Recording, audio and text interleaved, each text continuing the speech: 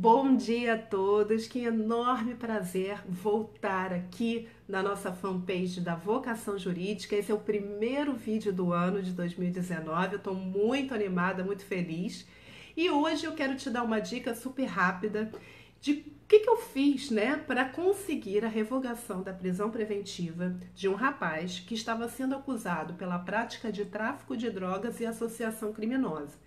Quem já milita na área sabe o quanto é difícil a gente conseguir essa revogação da prisão preventiva, porque independente do caso em concreto, os juízes têm se posicionado de forma muito dura quando o crime é tráfico de drogas.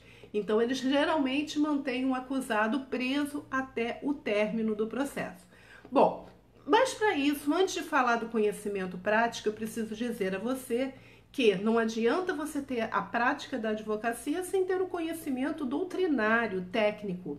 Então, antes de mais nada, você tem que saber o que é uma prisão preventiva, quais são os requisitos legais, saber lá dos requisitos do 312, o fumus commissi delicti, periculum libertatis. O primeiro diz respeito à justa causa, que são os indícios de autoria e materialidade delitiva, e o segundo diz respeito ao periculum libertatis, o risco que aquele acusado poderia oferecer à sociedade, à ordem pública, à ordem econômica, à instrução criminal, ao processo, enfim. Estão todos lá no 312 e eles devem ser considerados cumulativamente. Não adianta ter justa causa sem ter o periculum libertatis. Então tem que ter a justa causa com mais o risco à ordem pública ou econômica e etc. Bom, tecidas essas considerações, o que a maioria dos advogados faz?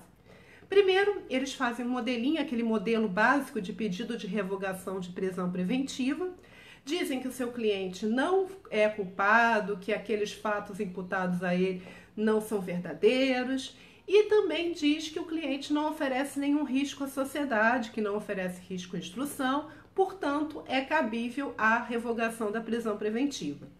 Só que o que acontece na maioria das vezes? Esses mesmos advogados, para comprovar esses fatos que eles acabaram de alegar, eles juntam um comprovante de residência.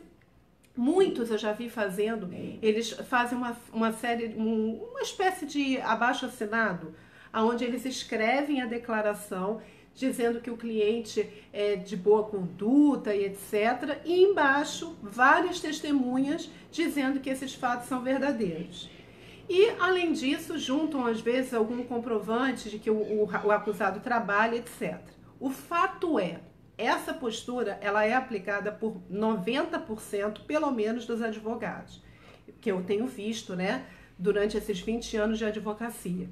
Funciona? Não, não funciona. Na maioria das vezes, o juiz indefere, ele mantém a prisão preventiva, porque ele não se convence de fato que aquele acusado pode ser colocado em liberdade e que não vai oferecer nenhum risco à ordem pública, econômica, à instrução. Geralmente o medo do juiz é que o acusado fuja ou que ele prejudique a instrução criminal, ameaçando testemunhas, etc.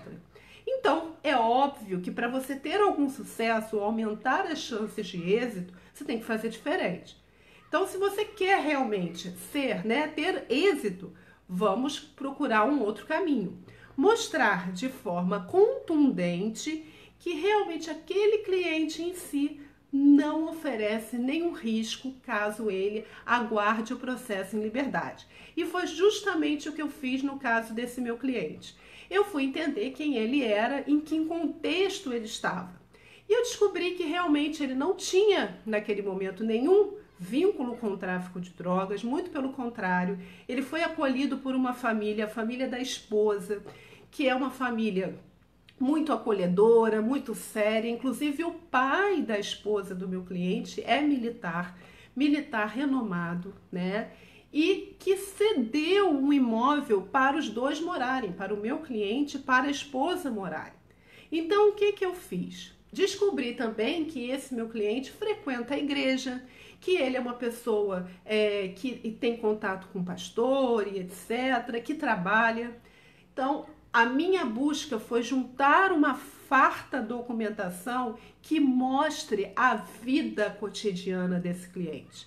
A primeira ideia que eu tive foi fotografias. Acho que nada mais claro do que a fotografia mesmo, mostrando esse convívio do cliente. Então eu mostrei com a família, né, assinalando quem era quem. Mostrei as visitas à igreja que ele frequenta, o convívio com o pastor, o filho que eles têm em comum. Essas fotografias foram todas juntadas. Aí sim, eu peguei declarações de pessoas isoladamente, cada uma dizendo com as suas próprias palavras quem era esse cliente. Então o pastor prestou depoimento, eu comprovei que ele era o pastor da igreja. O sogro, que na verdade é um militar, também falando sobre isso, e que inclusive ele cedeu um imóvel dele para a filha e o meu cliente morarem. Juntei ainda a escritura demonstrando que aquele imóvel era do sogro, né? Então tudo isso, toda essa documentação, foi muita coisa que eu juntei mesmo. Eu fui despachar, né, reunida dessa documentação e da petição, eu fui despachar com o juiz. Pensa que eu procurei dizer que aqueles fatos não eram verdadeiros? Até então, eu não tenho como provar que esses fatos não são verdadeiros. E o juiz se convenceu, né, de que eles são. Então, foi oferecida uma denúncia. O tópico aqui não é dizer que os fatos não são verdadeiros. O tópico aqui é mostrar que realmente, nessa atual conjuntura, se o seu cliente for colocado em liberdade, ele não oferece risco em nada. Ele assume o compromisso de comparecer a todos os atos. E foi justamente isso que eu fiz. Com toda a sinceridade possível, eu fui até o juiz, mostrei essa documentação e, pasmem, não só o juiz revogou a prisão preventiva, como também o Ministério Público, que é tão difícil, se manifestou pela revogação da prisão. Então é isso, né? Ajam de forma diferente, se coloquem na situação do juiz para que vocês tenham um resultado mais favorável. Isso não só com a revogação da prisão preventiva, em qualquer circunstância.